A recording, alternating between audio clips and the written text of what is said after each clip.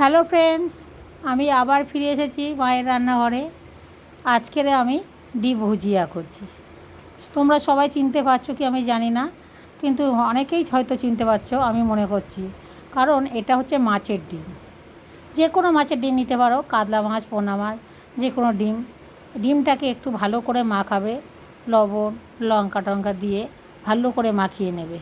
নেওয়ার পরে কড়াতে তেল গরম করতে দেবে, তার সাথে পেঁয়াজ আর লঙ্কা ভালো করে কুচিয়ে নেবে, নিয়ে তেলের ওপর ছেড়ে দেবে।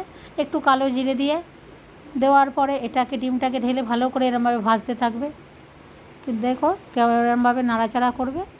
নাড়াচাড়া করার পরে এরমভাবে নাড়াচাড়া করার পরে এটাকে একটু লঙ্কা বাটা দিয়ে দিয়েছি, আর একটু সর্ষের তেল দিয়ে দিয়েছি নামানোর সময়। দিয়ে আর একটু কিছুক্ষণ নাড়লাম।